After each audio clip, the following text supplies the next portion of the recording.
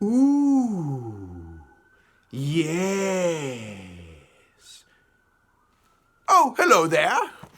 Professor Graves here, coming to you from my office in the basement of NYU, and welcome to the professor's late-night office hours.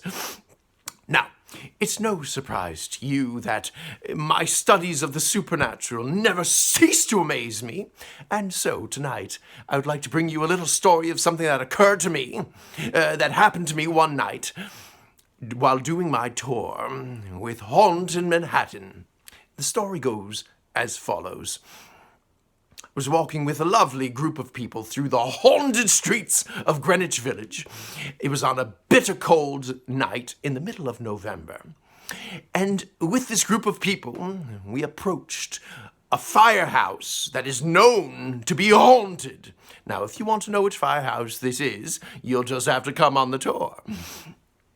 As we approached the firehouse, I began to tell my story of how this firehouse is haunted by a ghost by the name of Schwartz. Now, as I begin to tell this story, a man approached the group and started to babble absolutely incoherently, sort of like this. Well, it was quite loud and quite disturbing and rather a bit difficult to tell my story, but nevertheless, I did the best I could. So I start to tell my story about how this man Schwartz is described as a man in his 40s, with a graying mustache, often seen in a fireman's uniform of the 1930s, if not that, a red wool shirt. And as I continue to tell this story, the man that approached the group only seems to get louder and louder and louder. Well, it's really very, very difficult, and it's becoming an absurd situation. But I look at this man, and this man had very shaggy gray hair, a gray beard, a gray mustache, and I dare say he was wearing a red shirt. And just at that moment, an epiphany occurred to me, and I turned and looked at the man, and I said to him, by the way, would your name happen to be Schwartz? Well, at this, the crowd absolutely erupted in amazement, because indeed the man did seem to fit the description of the man Schwartz that I was describing.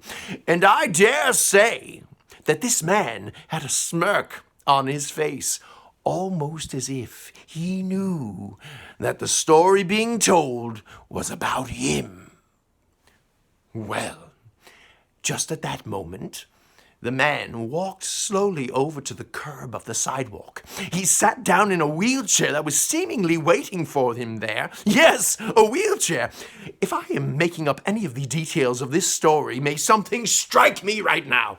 He sits down in the wheelchair, and he starts to push himself backwards down the street. The group and I turn away for just a moment to discuss this rather bizarre occurrence. After about a minute, we look back down the street, and the man is nowhere to be seen. Well, my dear students, it comes as no surprise to you that some of the most amazing discoveries in the supernatural occur when we least expect them. And, well, I hope to see you soon at another tour or class of Haunted Manhattan. And until then, please keep on top of your syllabus that I gave you at the beginning of the semester. We'll be having a test soon. And may you have a haunted evening.